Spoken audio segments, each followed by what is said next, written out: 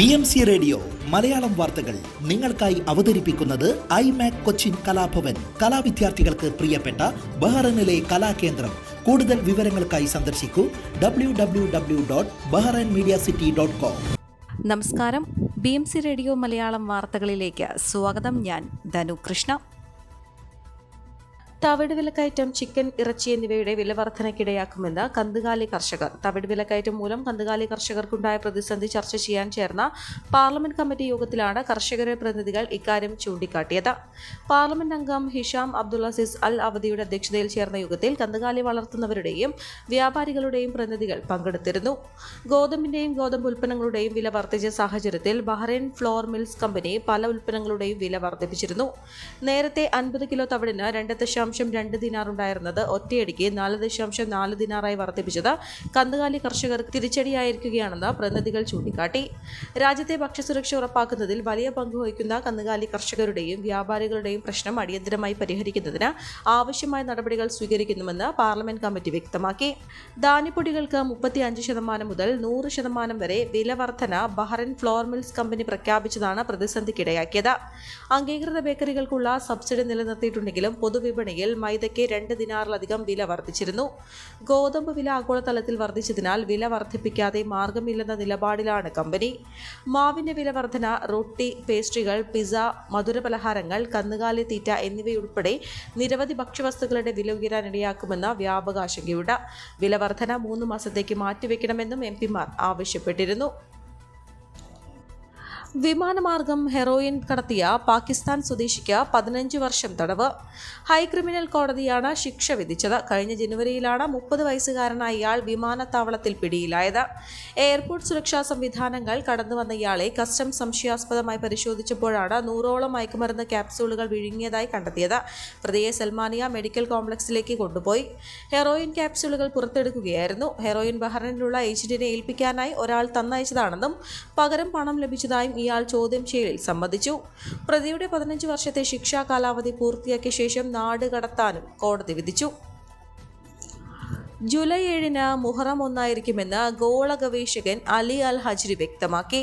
July 6-ന് നഗ്നനേത്രങ്ങൾ കൊണ്ട് ചന്ദ്രപ്പിറവി കാണാൻ സാധിക്കുകയില്ല. എന്നാൽ കണക്ക് പ്രകാരം ചന്ദ്രോദയം സംഭവിക്കും. ചന്ദ്രമാസപ്പിറവി നഗ്നനേത്രം കൊണ്ട് കണ്ടാൽ മാത്രം മാസം കണക്കാക്കുന്നവർക്ക് ജൂലൈ 8 മുഹറം 1 അദ്ദേഹം കൂട്ടിച്ചേർത്തു.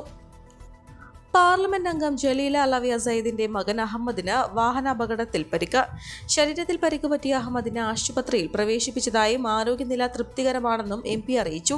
ടുബ്ലി മാപ്പ് സിഗ്നലിന് സമീപം ഏഷ്യക്കാർ സഞ്ചരിച്ചിരുന്ന വാഹനം കേടുവന്ന് തള്ളി നീക്കുന്നതിനിടെ അതിന്റെ വശത്ത് അഹമ്മദ് ഓടിച്ചിരുന്ന കാർ ഇടിക്കുകയായിരുന്നു.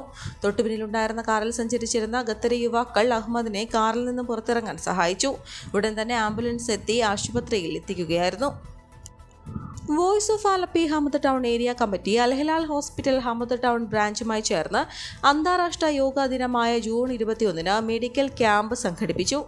180ഓളം അംഗങ്ങൾ ക്യാമ്പിൽ പങ്കെടുത്തു. Voice of Alleppey Hamad town area president Anoop Sasikumar അധ്യക്ഷത വഹിച്ചു.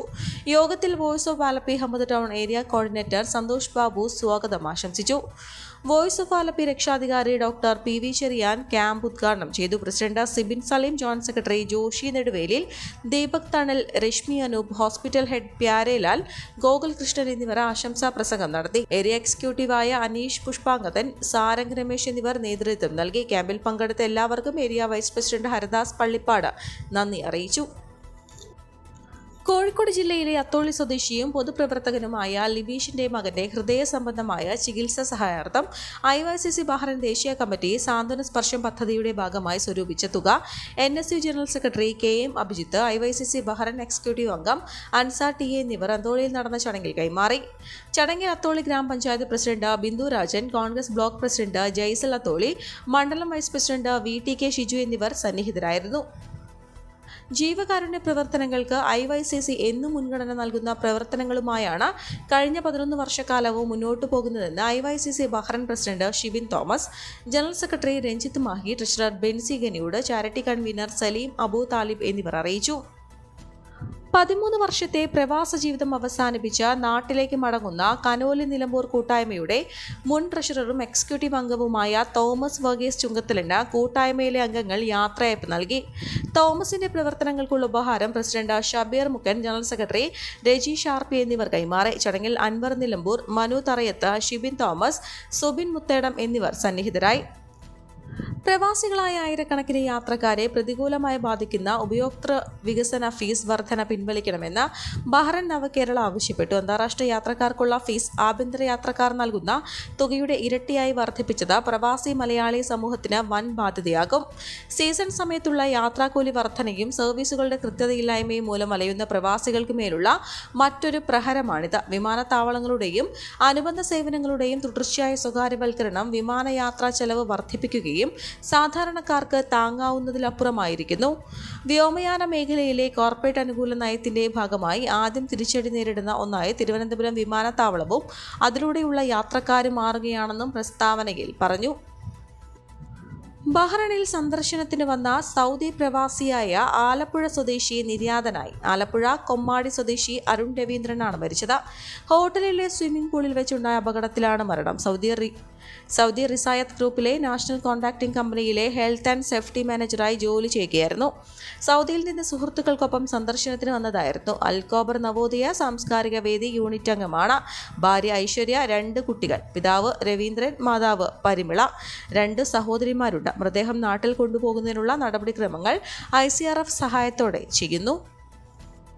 സർവർ സാങ്കേതിക തകരാറിനെ തുടർന്ന് സംസ്ഥാനത്ത് തുടർച്ചയായ 2ാം ദിവസവും റേഷൻ വിതരണം താളം തെറ്റി. ഇന്നലെ രാവിലെ 11ഓടെയാണ് ഇ-പോസ് മെഷീൻ വഴിയുള്ള വിതരണം നിലച്ചത്. തുടർന്ന് വ്യാപാരി സംഘടനാ നേതാക്കളും വ്യാപാരികളും സംസ്ഥാന IT സെല്ലുമായി ബന്ധപ്പെട്ട് പ്രശ്നപരിഹാരത്തിന് ശ്രമിച്ചെങ്കിലും ഫലമുണ്ടായില്ല. ഇതോടെ അപകടങ്ങളിലെത്തിയ 100 കണക്കിന് കാർഡുടമകൾ നിരാശരായി മടങ്ങി. വെള്ളിയാഴ്ചയും ഇ-പോസ് പണിമുടക്കിയിരുന്നു. വിതരണ കുടിശ്ശിക നൽകാത്തതിനെ തുടർന്ന് വാതിൽപ്പടി വിതരണം ഏറ്റെടുത്തിരുന്ന ലോറി ഉടമകൾ ഈ മാസം 1 മുതൽ ഭക്ഷ്യധാന്യ വിതരണം നിർത്തിവെച്ചിരുന്നു. ഒടുവിൽ കുടിശ്ശിക ഭാഗികമായി ധനവകുപ്പ് അനുവദിച്ചതോടെ ഈ മാസം 18 മുതലാണ് റേഷൻ വിതരണം പുനരാരംഭിച്ചത്. അപ്പോഴും എറണാകുളം, കണയന്നൂർ അടക്കം സംസ്ഥാനത്തെ പല താലൂക്കുകളിലും കഴിഞ്ഞ ദിവസങ്ങളിലാണ് സാധനങ്ങൾ എത്തിയത്. ഇതിന് പിന്നാലെയായിരുന്നു ഇ-പോസിന്റെ പണിമുടക്കും. വയനാട് ജില്ലയിൽ സൈബർ കുറ്റകൃത്യങ്ങൾ കൂടിവരുന്ന പശ്ചാത്തലത്തിൽ സൈബർ ക്രൈം പോലീസ് പ്രവർത്തനങ്ങൾ ശക്തമാക്കുന്നു. ഈ വർഷത്തെ കണക്കുകൾ പ്രകാരം ഇതുവരെ സൈബർ ക്രൈം പോലീസ് സ്റ്റേഷനിൽ ഓൺലൈനായും നേരിട്ടും ലഭിച്ച 644 പരാതികളിൽ 367 പരാതികൾ തീർപ്പാക്കി. 6 മാസത്തിനുള്ളിലാണ് ഈ നേട്ടം. സാമ്പത്തിക തട്ടിപ്പുമായി ബന്ധപ്പെട്ട് 29, സോഷ്യൽ മീഡിയ ഹാക്കിങ്ങുമായി ബന്ധപ്പെട്ട 213, വ്യാജ അക്കൗണ്ട് നിർമ്മിച്ച കേസ് 15, സോഷ്യൽ മീഡിയ ദുരുപയോഗം ചെയ്തത് 110 എന്നിങ്ങനെയുള്ള 367 പരാതികളാണ് തീർപ്പാക്കിയത്. ഇവയിൽ സാമ്പത്തിക തട്ടിപ്പുമായി ബന്ധപ്പെട്ട് ലഭിച്ച 29 പരാതികളിൽ രജിസ്റ്റർ ചെയ്ത 15 കേസുകളിൽ 6 ലക്ഷം രൂപ പരാതിക്കാർക്ക് തിരികെ ലഭ്യമാക്കുകയും ചെയ്തു. കൂടാതെ വിവിധ പരാതികളുമായി IFR രജിസ്റ്റർ ചെയ്യാതെ തന്നെ 1,79,371 രൂപ പരാതിക്കാർക്ക് തിരിച്ചു പിടിച്ചു നൽകി. സാമ്പത്തിക തട്ടിപ്പുമായി ബന്ധപ്പെട്ട പരാതികൾ അധികവും ലഭിക്കുന്നത് national cyber crime reporting portal മുഖേനയാണ്. നിരവധി പേർ ജില്ലയിൽ വ്യാപകമായി വലവിരിച്ച് കെണിയൊരുക്കിയിരിക്കുന്ന ഓൺലൈൻ തട്ടിപ്പുകാരുടെ കെണിയിൽപ്പെടുന്നുണ്ട്. 1 മാസം മുൻപ് പാർട്ട് ടൈം ജോലി വാഗ്ദാനം ചെയ്ത് ഓൺലൈൻ തട്ടിപ്പിനിരയായ ഒരു തവണ സ്വദേശിക്ക് നഷ്ടമായത് 11,14,245 രൂപയാണ്. ടെലിഗ്രാമിൽ ഒരു വ്യക്തിയിൽ നിന്ന് വന്ന മെസ്സേജാണ് തട്ടിപ്പിന് തുടക്കം. ബിസിനസ് അക്കൗണ്ട് ഓപ്പൺ ചെയ്ത് ലാഭമുണ്ടാക്കാം എന്ന് പറഞ്ഞ് വിശ്വസിപ്പിക്കുകയായിരുന്നു തട്ടിപ്പ്. ഓരോ ഘട്ടങ്ങളിൽ ഓരോ ടാസ്ക് നൽകി ചെറിയ ലാഭം നൽകി കൂടുതൽ തുക ഇൻവെസ്റ്റ് ചെയ്യാൻ ഇരയെ പ്രേരിപ്പിച്ചു. 2ാം ഘട്ടമായാണ് വലിയ തുക തട്ടിയത്. കൂടാതെ ഓൺലൈൻ ട്രേഡിംഗിൽ വൻ തുക വാഗ്ദാനം ചെയ്ത് വൈത്തിരി സ്വദേശിയിൽ നിന്ന് 6 ലക്ഷം രൂപയും തട്ടിയെടുത്തു. ഈ പരാതിയിൽ സൈബർ ക്രൈം പോലീസും കേസെടുത്ത് അന്വേഷണം ആരംഭിച്ചിട്ടുണ്ട്.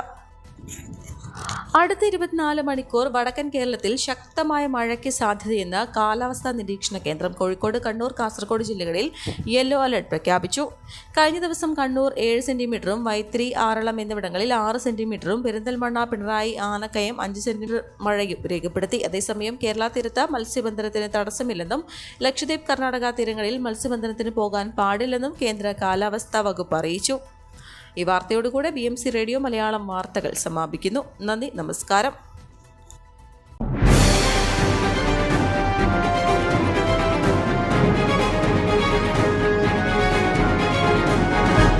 BMC റേഡിയോ മലയാളം വാർത്തകൾ നിങ്ങൾക്കായി അവതരിപ്പിക്കുന്നത് IMAC കൊച്ചിൻ കലാഭവൻ. കലാവിദ്യാർത്ഥികൾക്ക് പ്രിയപ്പെട്ട ബഹ്റൈനിലെ കലാകേന്ദ്രം.